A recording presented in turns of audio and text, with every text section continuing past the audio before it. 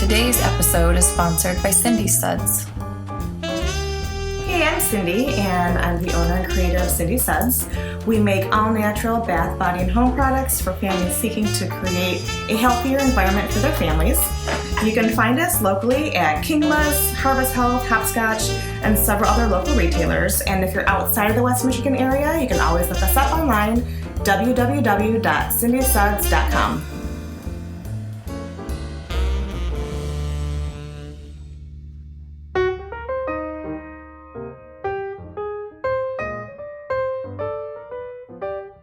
Hi, welcome back to Ask the Doulas with Gold Coast Doulas.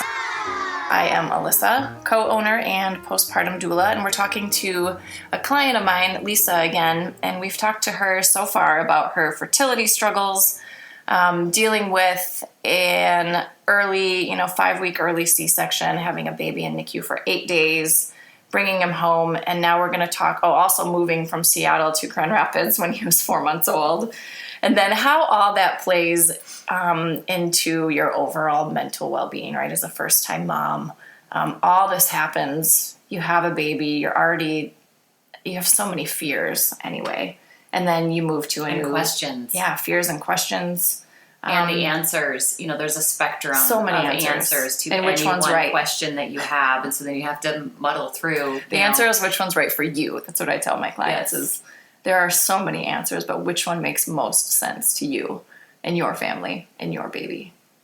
Because it might not work. That one might not work for your baby. Right. So you move to Grand Rapids. Your baby's 4 months old. You find me. You have a doula. When you first moved here, what kind of mindset were you in? She laughs. That's a good question. Well, I was still really postpartum. I was still basically in the fourth trimester. Yeah. So I was very hormonal still. And I think that the month prior was so focused on, okay, what do we need to do to get ready to move?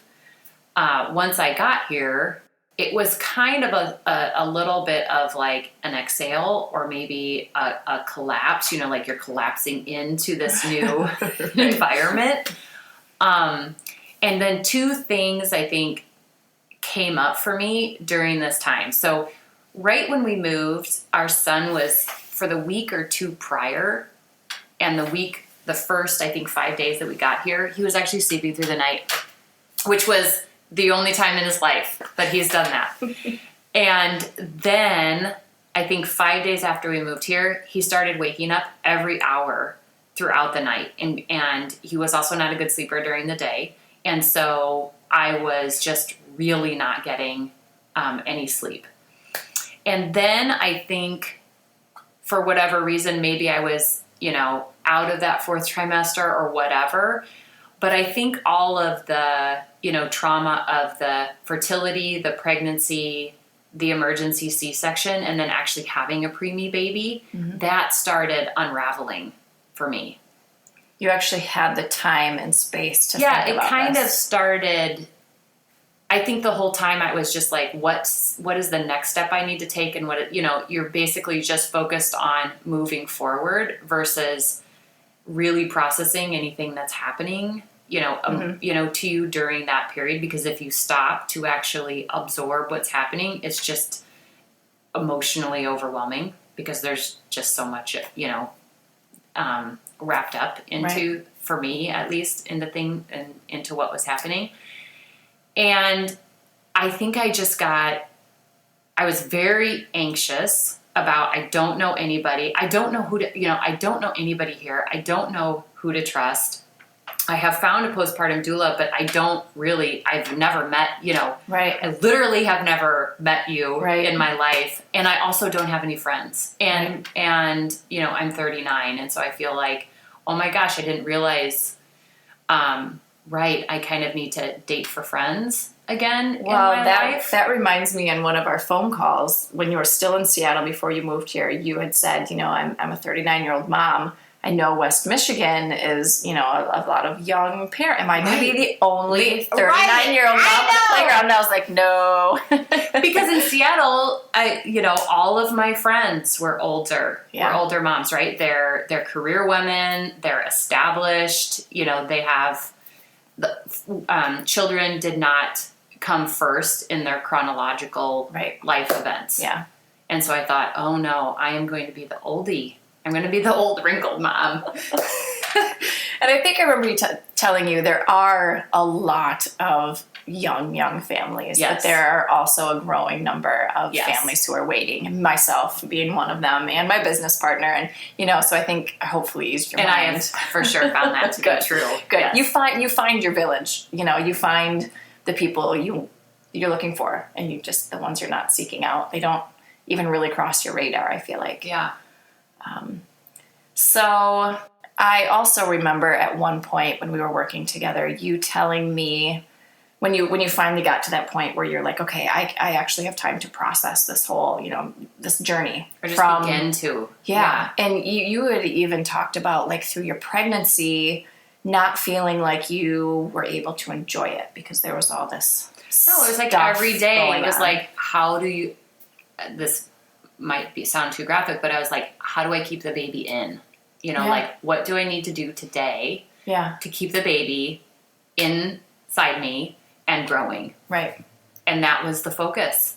Yeah. So you didn't ever have this No. time to just, like, love being pregnant. No, and I was on enjoy- pelvic rest. I Yeah. couldn't, it was just different. Yeah. Very So I remember different. you almost mourning that, like mourning the fact that you felt like you missed out on something, or you. Yeah. Oh, I'm so glad that you brought that up. I did, it's the idea of just being able to, like, make love with your husband and then you're pregnant. Yeah. That's what literally I thought that's what I expected. And then that whole process was so different. And then I was closer to, I just want to have a home birth in a tub. And that's the route that I want to go. And then being in antepartum in a hospital for 5 weeks and then going through an emergency C-section where I didn't even get to experience what it is like to have a contraction. I felt like that was robbed from me.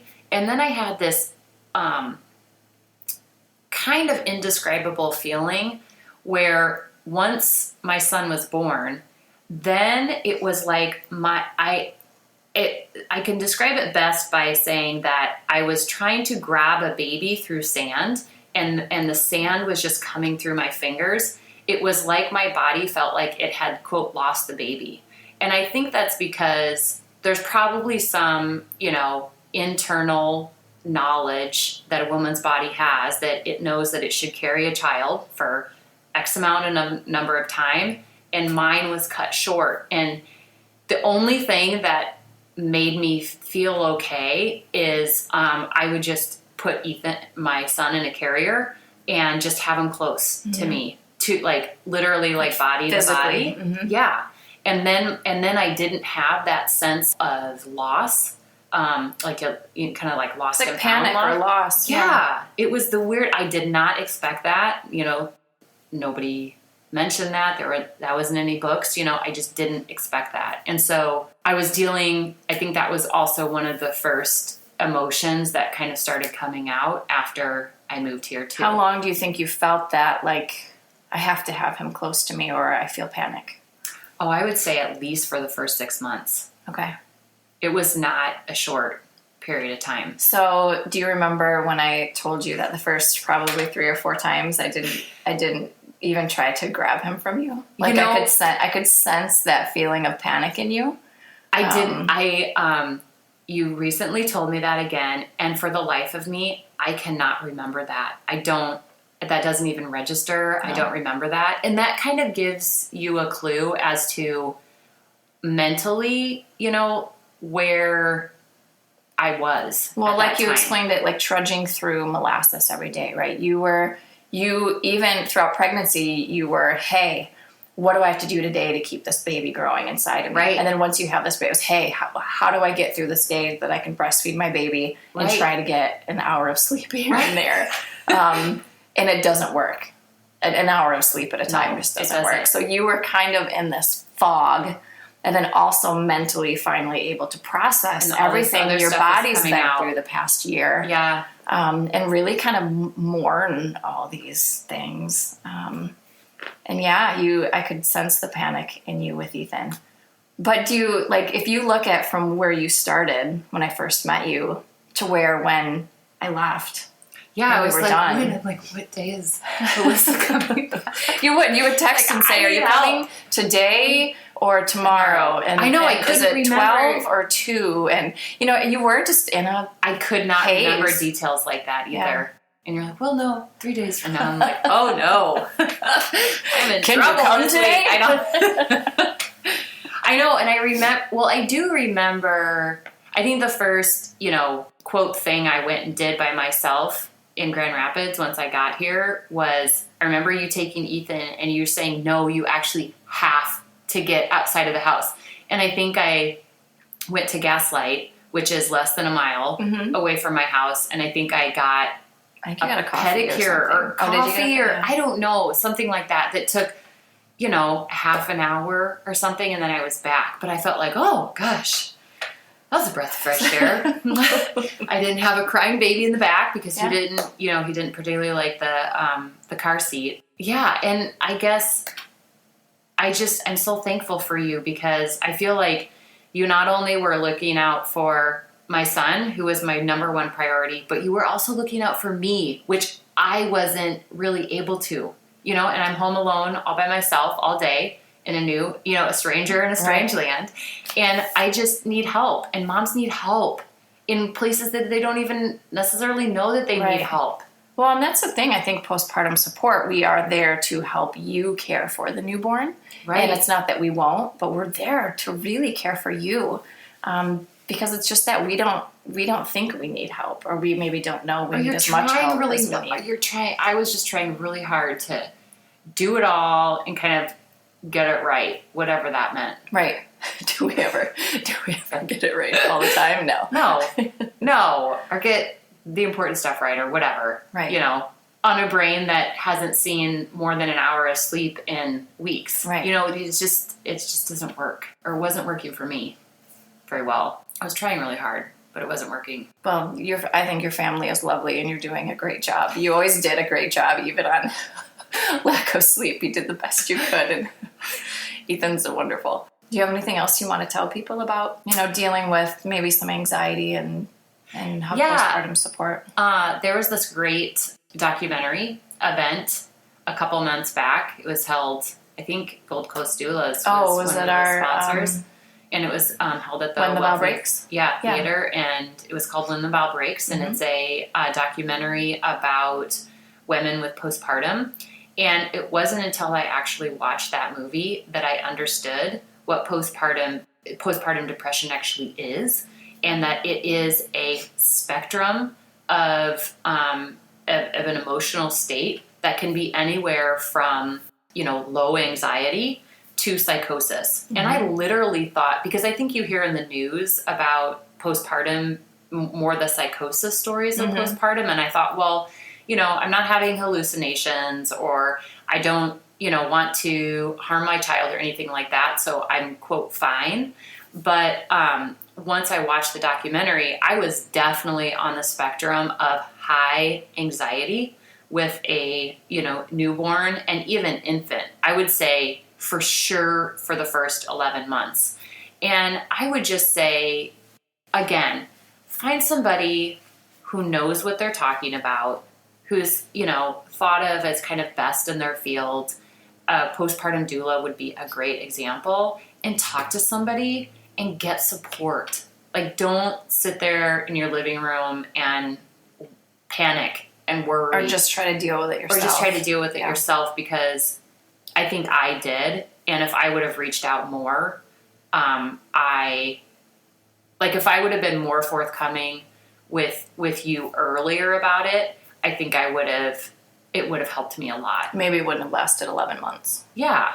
Yeah, because I think I waited until maybe month 9 to really talk to you about it. I'm like, Alyssa, I just, I'm kind of feeling these things. Do you think I have postpartum depression? And that's a long time. Talking about it is hard, though. And even with your partner or spouse, it's Well, and it's sometimes kind hard. of sometimes fleeting too. It's Yeah. not like every day you feel bad, but it's, Yeah. sometimes in the morning you feel bad. It's sometimes in the afternoon you feel bad, or you feel particularly overwhelmed by this new developmental stage that your baby is going through. Just talk to other good women. Get support. Talking about it is the first step. Yeah. For sure. And I will list some resources for postpartum depression, anxiety, and psychosis on our website, and we have some on our Facebook page as well. But thank you so much for talking to us. Thank you.